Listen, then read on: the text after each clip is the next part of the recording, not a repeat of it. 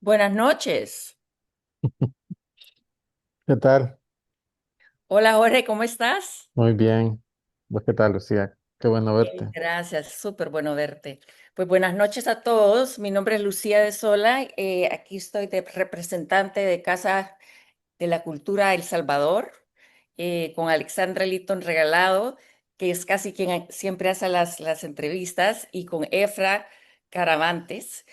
Estoy feliz porque aquí estoy con uno de mis escritores preferidos, Jorge Galán, que hace poco sacó una novela nueva que se llama Jóvenes del Apocalipsis. Y vamos a platicar un poco sobre su, su manera de escribir para que nos anime a los demás, su estilo y un poco sobre la novela. Pensé que sería bueno empezar con un pedacito que ha escogido Jorge para que nos ponga en onda. Bueno, pues yo encantado de leer un fragmento. A ver, este es el libro para los que no lo conocían. Los muchachos del Apocalipsis. A ver, esto dice así. ¿Serías un fantasma si pudieras, Antonio? Preguntó Nana, cambiando de tema de manera abrupta, como hacía casi siempre. A lo mejor, respondió él. Supongo que no estaría mal andar por ahí viendo qué hace la gente. Yo estoy segura que en otra época fui un fantasma, dijo Nana. En otra época antes de volver a nacer, y por eso tengo la cabeza llena de pesadillas y la boca llena de maldiciones, como el saco lleno de conejos de un cazador, lanzó Antonio. ¿Qué frase tan buena? Se te acaba de ocurrir, quiso saber la chica, sorprendida. La leí no sé dónde, mintió Antonio. Está bien, me gusta. Es una frase bonita y terrible, como yo, y eso también está bien, ¿no te parece? Supongo que sí, Nana, supongo que sí. Se quedaron un rato en silencio. Antonio miraba hacia el cielo sin estrellas y se sentía viejo. Tenía solo 21, pero creía padecer el cansancio de un anciano de 90. No podía evitarlo. Sin saber la razón, recordó el día que visitó la feria por primera vez durante las fiestas de Salvador del Mundo, en agosto. ¿Cuántos años tendría? ¿Dos, tres? No podía saberlo, pero estaba convencido de que aquel era su primer recuerdo, yendo de la mano de su padre por las calles repletas de gente hasta llegar al campo de Don Rúa. El niño que era entonces desconocía todo. Su padre era solo un hombre, uno que sonreía. Aquella tarde entraron a un circo donde observaron un elefante caminar con tres chicas sobre su lomo. Presenciaron el acto de un mago que hizo desaparecer un tigre de Bengala y comieron palomitas de maíz. Y quizá, solo quizá, fue el día más feliz de su vida y apenas pudo comprenderlo. Apenas se dio cuenta. Estaba convencido de que su primer recuerdo también sería el último, un destello antes de caer en la muerte. Aquel día, cuando tenía 2 o 3 años y visitaban el campo de la feria, no sabía nada de su madre, de su abuela, del asesinato de su abuelo. No sabía nada ni de masacres, ni de extorsiones, ni de inviernos terribles que inundaban la ciudad, ni de los muertos del día. Comprendía, eso sí, que el hombre que lo llevaba de la mano era su padre, y que el cielo era claro y los circos inmensos. Si todo hubiera acabado entonces, habría muerto sin haber conocido el dolor. Gracias, Jorge. Esa parte me encanta. Tal vez después podemos hablar un poquito sobre Nana. Bueno, sí, lo que quieras. Pues primero quería leer un poquito sobre ti, su versión corta de la biografía, Ujú, para que todos sepan un poquito sobre todos tus premios y ujú. libros. Jorge Galán, San Salvador, 1973, narrador y poeta. Como narrador ha publicado las novelas Los Muchachos del Apocalipsis, Alfaguara, Noviembre, Tusquets, o La habitación al fondo de la casa, Planeta México. Libros infantiles o juveniles como 400 gotas de miel, El de Vides, Los Invisibles, Lo que leo, o la trilogía El País de la Niebla, Océano, Gran Travesía, entre otros. Ha obtenido el premio José Emilio Pacheco de la FIL de Guadalajara, el premio de la Real Academia Española, el premio Casa de América de Poesía Americana, el premio Iberoamericana para la obra publicada en Jaime Sabines en México o el premio Adonais. Yo no sé por qué pusiste O, es I. Pues mira, de nuevo feliz de tenerte acá. Yo pensaba tal vez comenzar platicando de tu proceso, si te animas. Sí, encantado. Ujú. Ok, mi primera pregunta era que cómo escribís, cómo es tu proceso de escribir un libro. ¿Cómo comenzás a escribir un libro? Bueno, de diversas maneras, ¿no? Cuando ya tengo la idea, que es lo primero, bueno, o la idea, o el personaje, o el tema de lo que quiero escribir, pues creo que es la parte que más me gusta, comenzar a imaginarlo. Obviamente hay historias que son bastante terribles, como esta de los muchachos del Apocalipsis, pero igual siempre me gusta el proceso de comenzar a imaginar cómo voy a contar la historia, o sea, de qué manera voy a contarla, o sea, pues, a diseñar la estructura, ¿no? Una estructura habitual. Yo mm, dejo muy poco a la improvisación, por lo menos estructuralmente dejo muy poco a a la improvisación. Siempre quiero saber qué va, o sea, qué sigue en el libro. Quizás en el momento de la escritura sí la improvisación está ahí, sí los personajes a veces, bueno, van un poco en el rumbo que ellos quieren, pero no siempre me pasa, ¿no? No siempre me sucede así. Pero básicamente es eso, ¿no? O sea, eh, por ejemplo, algo como Los Muchachos del Apocalipsis comenzó más bien con un tema, con una temática. Cuando pensé en escribir sobre esto, yo no estaba viviendo en San Salvador, vivía afuera. Y el tema de la migración estaba como muy presente en la sociedad donde vivía y en mí, en mi cabeza. Así que quería contar una historia que explicara a la gente por qué nos marchamos de casa.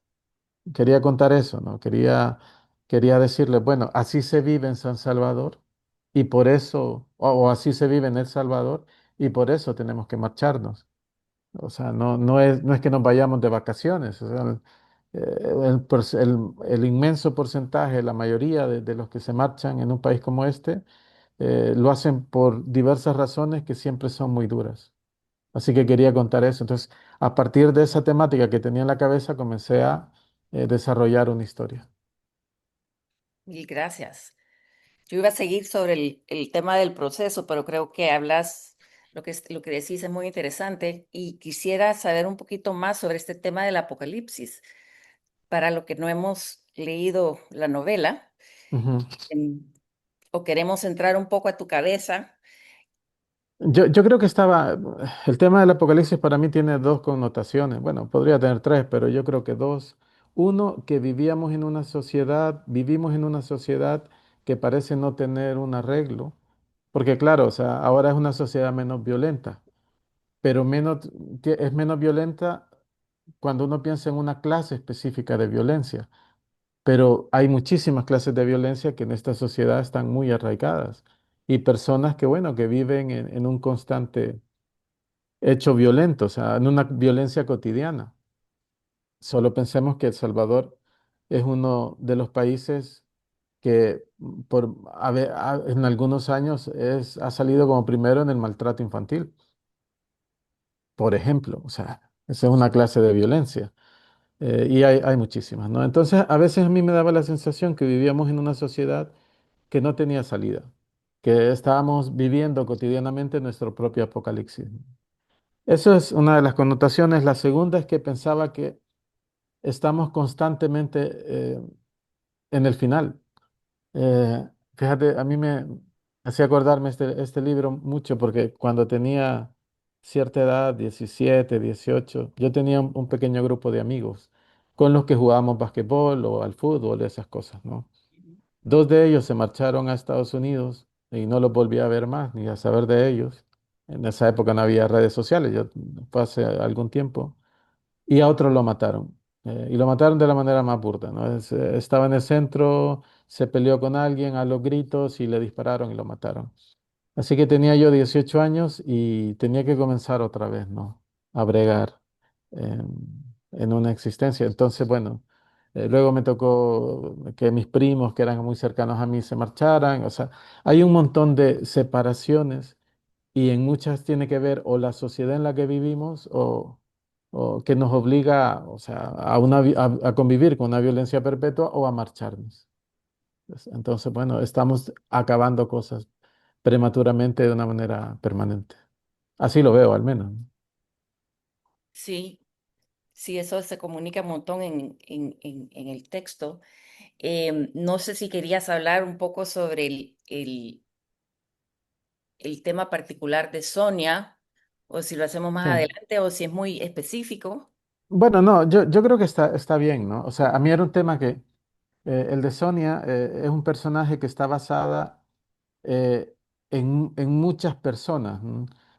Sonia es una chica de 20 años que está en la cárcel acusada de aborto. Ha sido condenada a un montón de años a la cárcel por eso, ¿no? Ella ha sido violada por unos delincuentes y entonces, bueno, ha caído, o sea, la violan, la embarazan y cae en la cárcel. Yo cuando leía estos casos, porque el caso de Sonia es semejante a muchos otros que se dan en nuestra sociedad, pues me hacía pensar muchas cosas, ¿no? Primero, cómo una persona que ya ha sido su vida destruida porque un abuso te destruye la vida, cómo tenemos estados que en lugar de reparar esto, lo que hacen es condenarlo. ¿Ves? O sea, te destruyen primero, bueno, te vuelvan a destruir más tarde, ¿no? Otra vez con una condena así.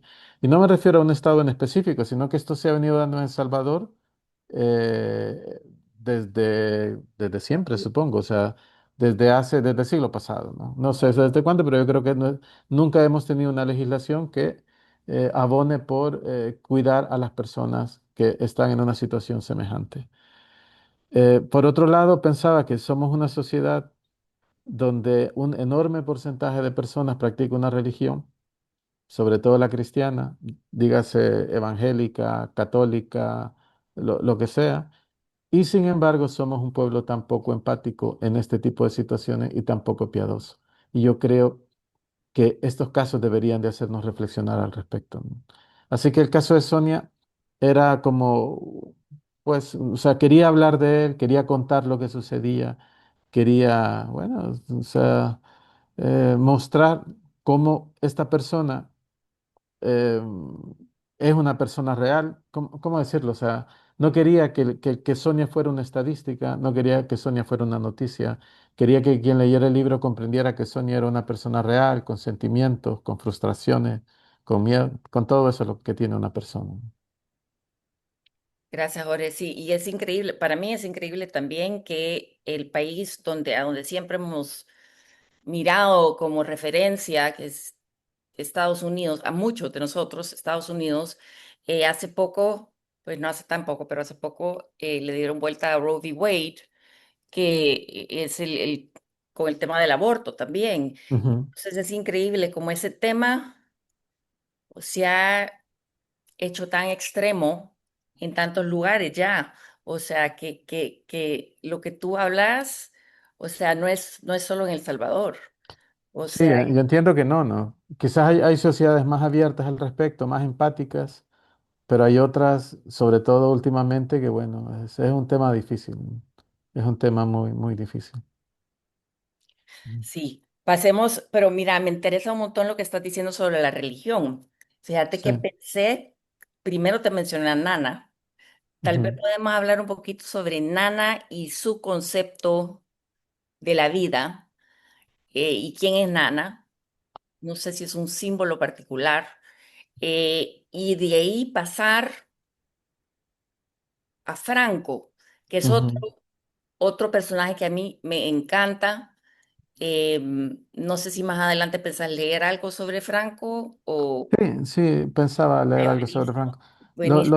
Lo de Nana, ¿sabes? Es que entre todo este caos que es nuestra sociedad, que sigue siendo nuestra sociedad, también hay que pensar que las personas, bueno, Nana es una chica bastante libre, bastante dueña de sí misma, que vive en ese caos, pero que el caos un poco le resbala, ¿no?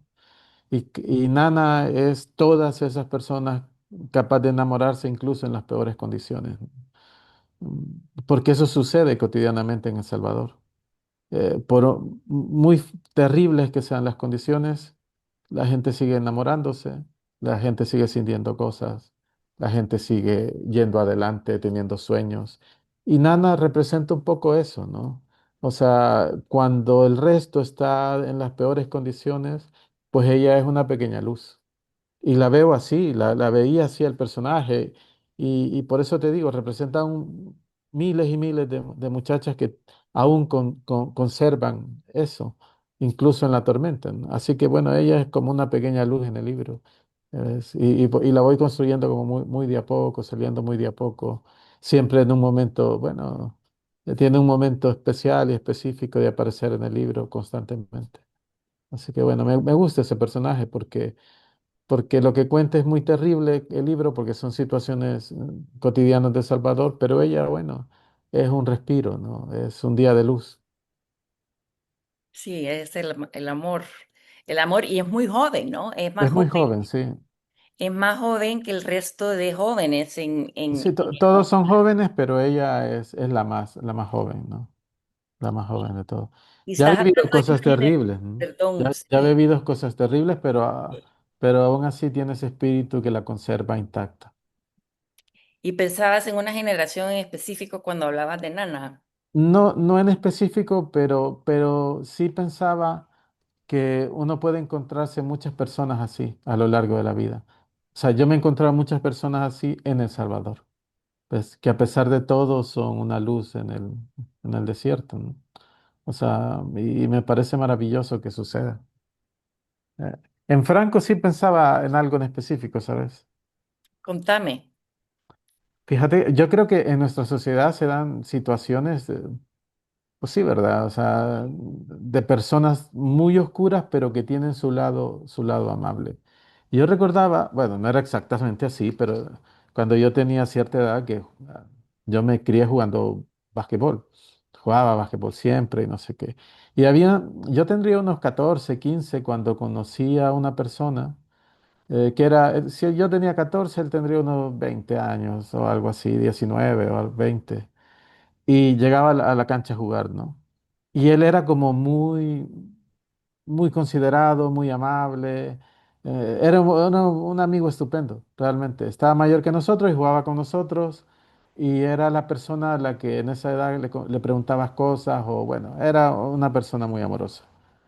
Me acuerdo que por esa época organizaron un torneo y de pronto él dejó de llegar y lo fuimos a buscar a su casa y la madre nos dijo que no estaba, que había ido a trabajar a San Miguel y bueno, no había manera de comunicarse, ¿no? Cuando apareció, que fue como un año después, nos contó que había estado en la cárcel. ¿Ves? Nos contó que había estado en la cárcel, que por una confusión, nunca me enteré exactamente por qué había estado ni nada de eso, ¿no? Pero luego teníamos una dinámica, por ejemplo, yo quería comprar unos zapatos una vez, me dijo, te voy a llevar a un lugar, me dice, un lugar, mm, un lugar.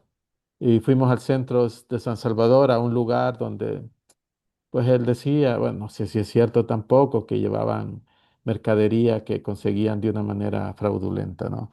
Pero que los zapatos eran muy, muy baratos. Y entonces creamos él comenzó él era una persona un poco terrible, pero con nosotros era una persona sumamente amorosa, sumamente cuidadosa y jamás nos involucró en sus cosas, ¿no? Poco a poco comprendimos que él andaba en cosas. Alguna vez lo encontré sin querer en el centro y bueno, podías intuir que aquello no estaba bien. Al final lo mataron, ¿no? Terminó muriendo muy joven. Habrá tenido, ¿qué? 24, 25 cuando murió.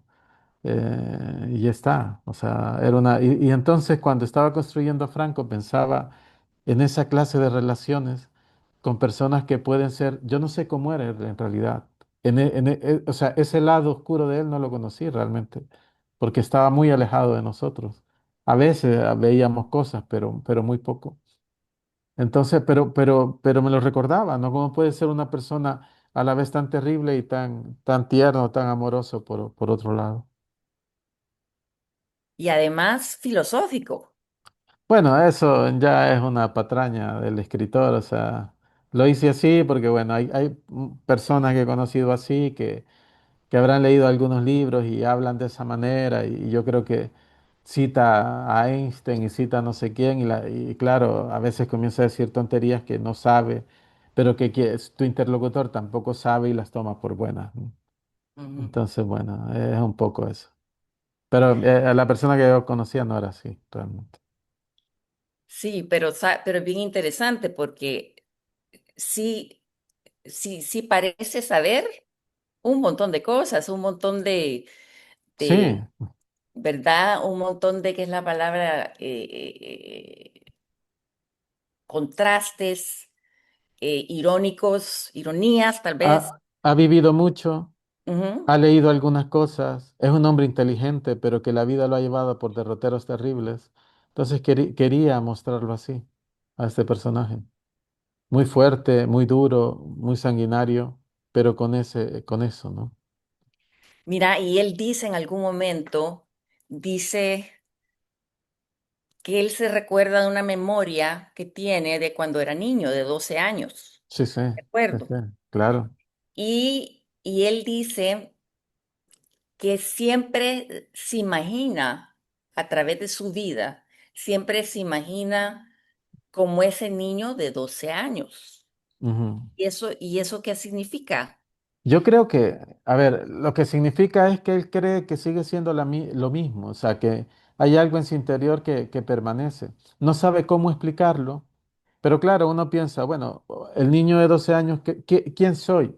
¿El niño de 12 años? ¿El hombre de 20? ¿El bebé que acaba de nacer? ¿El hombre de 50? ¿Quién soy realmente? ¿Quién? ¿A dónde está? ¿Dónde comienza ese que soy? Él creía que ese niño de 12 años era ese porque su esencia estaba ahí, porque fue la primera vez que mató a alguien. Entonces él, entre sus elucubraciones, que no hay mucha sensatez en ella a veces, pues pensaba que él seguía haciendo eso, ¿no? O sea, que eso lo había marcado y a partir de ahí se había convertido en lo que era. Que antes de esa muerte era una persona distinta y a partir de esa muerte era el que era en la actualidad. Entonces, algo así es, ¿no? Algo así es lo que él pensaba, al menos. Sí. Y no sé si en algún momento, me imagino que has de haber pensado, ¿tenías algún lector ideal Sí, sí, sí, cuando tenía la escribiste actividad. este libro? Sí, yo creo que tenía dos lectores ideales. Uno era una persona de algún país extraño, una persona que leyera el libro y que de alguna manera entendiera por qué nos marchamos de casa, que dijera, bueno, es que esto, es que verdaderamente es que no pueden vivir ahí. Y luego, bueno, el interlocutor joven del Salvador que, bueno, que pudiera conectarse con las historias que estaba contando, porque de alguna manera eran su vida. Obviamente no de la... Hay un porcentaje de El Salvador que no se identificaría con ellos, pero quizás el gran porcentaje podría.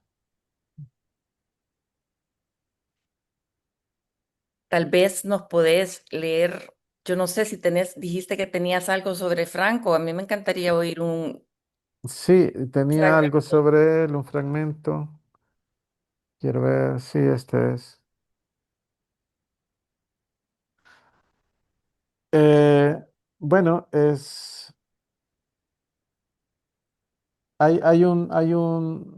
una situación. Franco es un diminutivo de francotirador y él, bueno, se había dedicado a eso en parte. Y hay una situación de tensión porque estaban unos policías cerca y él quería dispararles por nada, simplemente porque quería. Y el hijo, o sea, su hijo adoptivo, Maca, le pedía que no lo hiciera porque sabía que si lo hacía podía terminar mal. Entonces, eh, le doy ese contexto y el fragmento es este. Pero si disparabas, iban a venirse encima de nosotros, se defendió el chico. Eran muchos, nos hubieran aniquilado. No, eso no hubiera sido así, dijo Franco. Si nos venían a buscar, ellos estarían plantados en el jardín con la puta figura de la muerte quemándoles las malditas pupilas. Eso hubiera pasado. Pero eran muchos, Franco, insistió Maca. Lo mejor era dejar que se fueran. ¿Te dio miedo? Preguntó Franco. Porque yo no acepto eso. Nosotros no podemos tener miedo, hijo. No podemos tener miedo a la oscuridad porque somos la oscuridad. ¿Acaso no has entendido eso todavía? Nosotros no podemos tener miedo porque somos el motivo del miedo. Nosotros, no ellos. Somos unos putos héroes. Ya quisiera ver yo a un gringo de esos o a un japonés quedarse 3 días en una ciudad como esta. Tendría pesadillas el resto de la vida. Y en ese caso, y eso en caso de que sobreviva. Pero nosotros vivimos aquí y ya ni siquiera lo notamos. Estamos acostumbrados a cosas que horrorizarían a cualquiera. Eso debe ser un superpoder. Te digo, somos unos putos héroes, hijo, y esta es nuestra vida triste, pero seguimos aquí, sobreviviendo como jinetes en la tormenta. Eso es. Ay, sí, a mí me encanta esa parte. Sí, yo siento que lo leo horroroso, pero bueno, hago lo que puedo. No, increíble. Y me recuerda esa parte que leíste, me recuerda de tus descripciones de la cárcel. Bueno, la cárcel y las chicas esas ahí metidas. La A mí, cárcel. ¿sabe? El otro día, yo sé que es una cuestión de ficción, porque hay cosas que bueno, obviamente son ficción, aunque basadas en hechos reales, ¿no? Pero el otro día que estaba preparando algo, eh, una otra entrevista, me conmovió porque bueno, hacía mucho que no la leía, ¿no? No suelo leer mis propias novelas. A veces lo hago para preparar algo como esto, por ejemplo, que leo algún fragmento y lo preparo. Y comencé a pensar en la mamá de esta chica y me dio mucha pena, realmente. Me dio mucha pena porque pensé, bueno, son situaciones que deben darse cotidianamente. O sea, ahora mismo hay alguien en la cárcel condenada por lo que Sonia está condenada en la novela. Y eso me da pena, ¿no? O sea, puede llegar a conmoverte. Aunque sea un personaje de ficción, bueno, ha convivido con el escritor durante mucho tiempo y a veces desarrollas un vínculo un poco extraño, pero bueno, es así. ¿Qué Pero querías saber de la cárcel? Oh, no, fíjate que yo lo que estaba pensando, ya que lo que acabas de decir, ese tema de la mamá. O sea, ujú. la mamá que, no quiero dar mucho de la historia, pero la mamá que siempre regresa, ¿verdad? Y hablas también de la situación de la mamá, la situación del matrimonio de la mamá, la esperanza de la mamá. Es que hay un momento, la mamá echa cuentas, ¿no? La hija entró a los 19 y sabe que a los 49 va a salir de la cárcel, ¿no? Y la escena en cuestión, la que me conmovió es que ella le estaba diciendo que se acababa de casar una chica, una mujer de 51. Y le decía, cuando vos salgas de la cárcel, vas a ser menor que esta que se acaba de casar. O sea, todavía vas a poder vivir, podés hacer cosas, porque la mamá vive constantemente desesperada, tratando de que la hija le sobreviva. O sea, tratando de que, porque ella piensa que la muchacha no va a resistir, se le puede morir en la cárcel, y son tantísimos años, ¿no? Son 30 años de condena. Entonces, bueno, ella insiste permanentemente y trata de que aquello de alguna manera subsista. Es su hija, o sea, y no sabe qué hacer. Entonces, bueno, eso me hizo pensar de que son cosas que realmente pudieran estar pasando. O sea, pues, o sea, son realidades que enfrentamos nosotros. Y por eso insistía en lo de poco empáticos que somos como sociedad a veces, en condenar ciertas situaciones, incluso sin pensar si la persona tuvo control o no. Y hasta, si me recuerdo bien, hasta entre la familia es un tema, ¿verdad? Sí, bueno, pero eso suele pasar mucho, ¿no? Suele pasar muchísimo de, bueno, eh, hay poca comprensión a veces y a veces, aunque yo creo que hemos avanzado bastante, pero hay rasgos del machismo que todavía permanecen porque, bueno, eso no se puede borrar pues tan fácil, ¿no? Y en situaciones así, bueno, ves algo de eso todavía reflejado en ciertas actitudes. Sí, definitivamente. ¿Y hay algo en particular que tú quisieras comentar acerca de la novela, que quisiera contar de la novela? Bueno, yo no lo sé, o sea, yo creo que yo he intentado escribir una novela que un poco nos refleje, ¿no? Que no pretende ser una novela moralista, o sea, no da consejos. Puede parecer eso ahora que yo estoy hablando de ella porque saco los temas, pero los temas están diluidos en en las situaciones. Pero hay un montón de temas que yo veía, porque veía hacia nuestra, o sea, estando afuera a veces es más fácil ver hacia adentro porque lo ves con otra perspectiva. Y bueno, hablaba de cosas que tal vez cuando vivía aquí no me daba cuenta. Por ejemplo, una vez, bueno, no sé, o sea, hay muchas situaciones, situaciones, por ejemplo, aunque la novela no habla sobre la guerra, pero, por ejemplo, a mí me impresionó mucho cuando leí que en algunas masacres, en algunas masacres, dejaban testigos para que los testigos contaran el espanto. Y, o sea, te quedas, o sea, ya la masacre de por sí es un hecho terrible, ¿no? Y luego el testigo, el niño que dejaron en medio de aquella montaña de muertos para que contara lo que vio. Pensás, ¿cómo se desarrolló ese niño? ¿Qué juventud tuvo? ¿Qué adultez? O sea, ¿cómo está ahora? Me parecían cosas asombrosas que y han sucedido en nuestra sociedad durante mucho tiempo. Sí, el tema de la guerra siempre regresa, ¿no? Siempre. Yo creo que es algo de lo que no podemos escapar. Es algo de lo que no podemos escapar. No podemos escapar del 32, no podemos escapar de los asesinatos de los años 70 o de las, no sé, o de las masacres de los 80, de la guerra en general. Es difícil, ¿no? Parece ser que hay unas preguntas. Bueno, Dice Efra que las puede leer. Hola, sí. hol- Buenas noches. buenas Tenemos, noches. tenemos unas preguntas en la transmisión de Facebook, bueno, y unos comentarios también. Nancy Gutiérrez dice, gracias por compartir, por compartir su proceso de escritura y de creación de personajes. Luego, José Andrés Mos comenta, ¿cómo fue el proceso de edición respecto al tema del lenguaje con el que se presentó la novela en su versión final? Responde a Ujú. esa visión del lector ideal, que era algo que tú mencionabas antes, o a la búsqueda de mayor accesibilidad para un lector extranjero. Vaya, voy a responder eso. O sea, pues realmente trato de tener mucho cuidado con la jerga. Pero yo creo que cualquier escritor se preocupa por eso, ¿no? Yo tengo amigos granadinos, que es granadino, o sea, de Granada, España, que si ellos pusieran, si un escritor de Granada pusiera la jerga con la que hablan, es que sería difícilmente entendible en Tegucigalpa, en San Salvador o en Ciudad de México.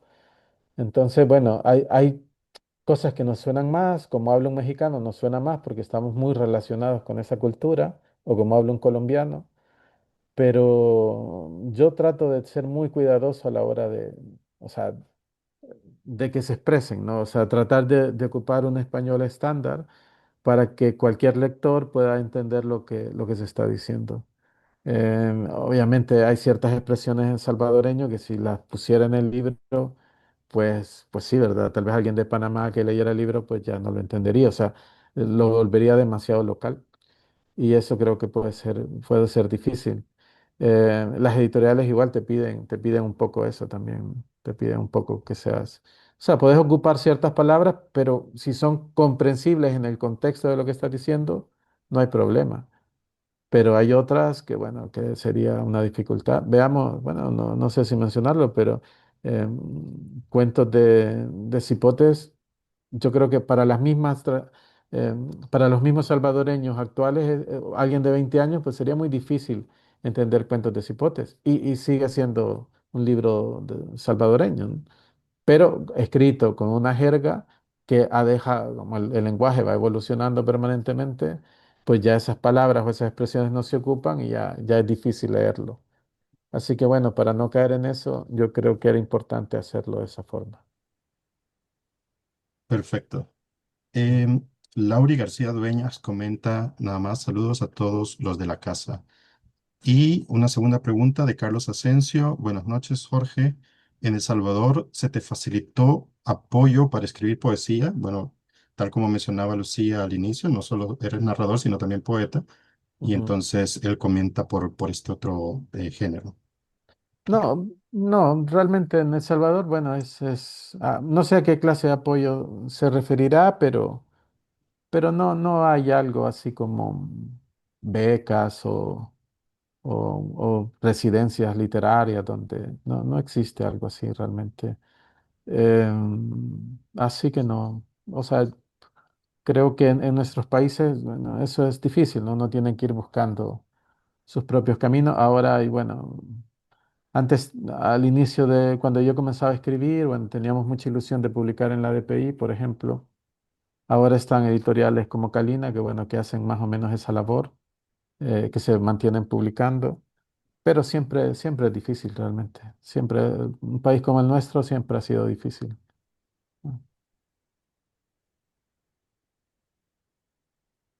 Efra, ¿tenés más preguntas? O Alex, no sé si. De Facebook, solamente Ricardo Hernández Pereira ha mandado saludos para todos. Bueno, muchas gracias. Sí, gracias. Em, Pues sí, Ujú. ¿será que puedes, a mí lo más mágico es escucharte leer tu libro, así que tal vez nos puedes leer ese Bueno, último fragmento que... sí, sí, lo tengo acá. Separé este, quiero ver. Ah, bien. Bien, voy a hablar de una mujer que se hacía llamar Sombra. Y bueno, a las 7 de la mañana, Antonio llamó a la puerta de la casa de una mujer que se hacía llamar Sombra. Nadie conocía su nombre, pues no lo revelaba nunca. Eso se debía, según ella, a que se lo cambiaba cada 9 años, como las antiguas mujeres persas que se regían por los ciclos lunares, decía. Si alguien le preguntaba qué fin tenía semejante patraña, ella prefería no dar ninguna explicación, o si acaso argumentaba que era una práctica religiosa que pertenecía a la religión más antigua de todas las conocidas en la actualidad y cuyo dios era representado por un árbol y cuya iglesia era el bosque. Nadie sabía la edad de Sombra, pero ella solía asegurar, sobre todo a los clientes a quienes les leía el tarot, que había cumplido ya los 105 años, aunque su aspecto era como de una mujer de 80. A veces contaba que había estado en Francia atendiendo a los soldados estadounidenses durante la Segunda Guerra Mundial. Podía describir los paisajes o el olor de la playa de Normandía el día del desembarco, a sangre y a metal, acostumbraba decir. También contaba sobre su vida de casada con un domador de leones, un tal Arthur Ringling, con cuyo circo recorrió 33 países. Según ella, viajó por todo el continente americano, desde Buenos Aires hasta Boston, mientras disfrutaba de una vida idílica que acabó cuando, en una sesión de entrenamiento, un tigre recién llegado de Asia arrancó de un zarpazo medio rostro a su marido. El incidente no lo mató, pero le impidió volver a trabajar. Perdió un ojo, eh, media nariz, los labios, y pasó a convertirse, en palabras de la señora Sombra, en una vesting misericordia, él, quien fuera un ángel rubio. Casi un año después del accidente, Arthur se lanzó a las cataratas del Niágara. Era a inicios de los años 70. Sombra, que entonces se hacía llamar Marilyn, volvió a San Salvador. Desde entonces se dedicaba a leer el tarot o a realizar pequeños trabajos, hechizos para conseguir el amor a algún desesperado o maleficios de los que se negaba a hablar. No te metas conmigo nunca, advertía, ni me pidas que haga algo para lo que no esté dispuesto a pagar las consecuencias. Eso Gracias, es Lore. la señora Sombra. La leí porque la señora Sombra, ella lee el tarot y un día leyendo el tarot le dice que, bueno, que no ve el futuro en el tarot y que ya está, ya le pasó más de una vez y que lo que ella cree es que muy pronto ya esto se va a acabar.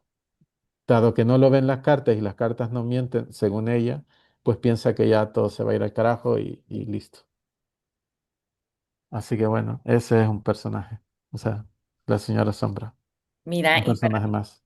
para terminar, yo quería secundar lo que dijiste del tema de moralista. Yo no sentí para nada la moralista la novela. Es más, o sea, la sentí con muchísima profundidad y por eso sentí que podías, no sé, estar bien entretenido, pero a la vez enfrentarte con temas muy serios y muy profundos, muy complicados.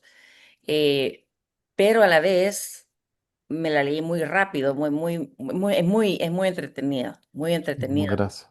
Así es que, pero ahorita aprovecho también para preguntarte, como escritor, ¿cómo haces cuando tenés, pues, tener varios personajes? muy diferentes, que son amigos. Pues para hablar de los amigos, Ujú, son amigos. ¿Cómo haces para interlacear las historias ujú. o para seccionar, por decir, el texto para parar y comenzar y parar y comenzar de manera fluida? A ver, yo considero, eso me pasó igual en noviembre, que decía, tengo un tema difícil y tengo que mostrarlo accesible para los lectores porque son temas muy difíciles y muy duros, ¿no? Entonces hacía una especie de composición donde vas desarrollando la historia a través de momentos significativos, que al ser breves, porque ningún capítulo dura 10 páginas, al ser breves, pues daban una sensación de ritmo en el lector, una sensación de que avanzaban. O sea, a mí me gusta escribir así y siento que me funcionaba bastante bien, ¿no? Entonces iba contando las diversas historias, eh, o sea, lo hacía de esa manera, ¿no? Em, Eso, bueno, lo vas aprendiendo a medida que vas avanzando, a medida que vas leyendo todo tipo de cosas que a veces te encontrás. O sea, a veces vas aprendiendo cosas de autores, de muchos autores, y a veces te vas quedando vas tomando prestado ciertas cosas, ¿no? O puede ser de un autor maravilloso como Faulkner, o puede ser de un autor de novelas bestseller que, bueno, que es simplemente entretenimiento. Yo creo que cualquier cosa que leas puede servirte. Creo que, y entonces, bueno, eso me ha ayudado a desarrollar eh, para ciertas técnicas y a la hora de contar una novela como esta pensé que, bueno, que eso era lo adecuado. Así que, bueno, un poco de eso. ¿Qué escritores así podés? Me imagino que hay varios, pero te inspiran, Jorge, que hay algunos en particular. Sí, sí, yo lo separaría por dos maneras. Vas leyendo cosas y te van gustando cosas y te vas quedando con algunos autores. Por ejemplo, acabo de leer un libro de Paolo Cognetti. Había leído un libro de él que se llamaba Las Ocho Montañas y ahora leí uno que se llamaba En el Valle y me encanta ese autor, o sea, vas quedándote con autores. También siempre suelo mencionar últimamente a Maggie O'Farrell porque Retrato de Casada y Hagner, bueno, son, pues sí, libros maravillosos. Hace poco leí, hay un autor que a mí me parece fenomenal, ¿cómo es que se llama? ¿Cómo es que se llama este? Tiene un libro que se llama El Evangelio según María y otro que se llama El Mago. El Evangelio según María es excepcional, un libro, pero excepcional, es una cosa terrible. No te imaginas lo que es ese libro. No, no me acuerdo cómo es que se llama este. No lo recuerdo. Pero leí El Mago, que es la historia de Thomas Mann, pero Ujú. es que leía la novela y es que era Thomas Mann. O sea, el tipo había hecho un desarrollo del personaje terrible, ¿no? Entonces son siempre de los libros que vas leyendo, de pronto aparecen esta gente, ¿no? Y luego están los que siempre volvés. Luego está Eliot, luego está Faulkner, luego está Tolkien, que son los que menciono siempre porque de vez en cuando es Sylvia Plath, y Cummings, o sea, de pronto volvés a esta gente. A veces solo lees un poema, a veces lees el fragmento de un libro, ¿ves? O sea, a veces lees un poco más, pero siempre estás como volviendo a ellos, ¿no?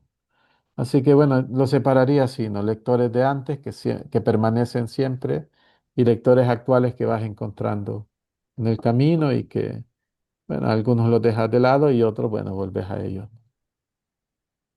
Gracias. Me acaba de escribir Alex que tiene algo que quería decir. Ok, encantado. Hola, hola. Hola, ¿qué tal? Qué gusto escucharte, Jorge, porque justo no he podido ir a tus presentaciones del libro y es una gran cosa poder escuchar Bueno, muchas gracias. palabras en tu voz. Yo lo que te quería comentar es que no me deja nunca de asombrarme cómo tus escritos siempre son tan humanos y que Gracias. aunque son unas experiencias muy personales y específicas para cada personaje, al final el sentido, el feeling general es súper universal. Y yo creo que esa es una gran cosa, lograr eso, porque sí estamos situados en un particular vecindario en El Salvador, en un momento en un tiempo, pero en realidad, ¿verdad? Son situaciones que cualquier persona puede sentir, imaginar y vivirlo. Así es que nada más quería darte las gracias. Bueno, yo también aprovecho para darle las gracias por la invitación. Bueno, la Casa de la Cultura de El Salvador significa algo importante para muchos autores y seguir en la tradición, hablando con ustedes, pues la verdad es que es algo que aprecio y agradezco muchísimo. Gracias, Jorge. Ahorita estamos un poquito ya cortos de tiempo. No sé si hay algo más que nos querés compartir o... Bueno, yo solo agradecerles esto, también decir que el libro, la versión en español del libro ha llegado a Ay, Estados perdón, ¿y Unidos. a dónde está la venta? Se me olvidó preguntarte, Dios mío. Bueno, acaba de llegar a Estados Unidos, así que está ahí en Barnes and Noble, en Amazon, ¿no? Ese tipo de cosas, ¿no? Así que bueno, me hace ilusión de que la gente de Estados Unidos, los compatriotas especialmente, o la gente de Mesoamérica, ¿no? O de Mm. Centroamérica pueda leer el libro, bueno, un libro que habla sobre nosotros, así que me hace especial ilusión. Qué bueno. Bueno, Ah, gracias. pues gracias por acompañarnos, gracias por las preguntas. Un fuerte abrazo, Jorge. Qué bueno verte. Bueno, gracias, igual, lo mismo digo. Y Pues buenas muchísimas, noches. Buenas noches bueno, a todos. muchísimas gracias y buenas noches.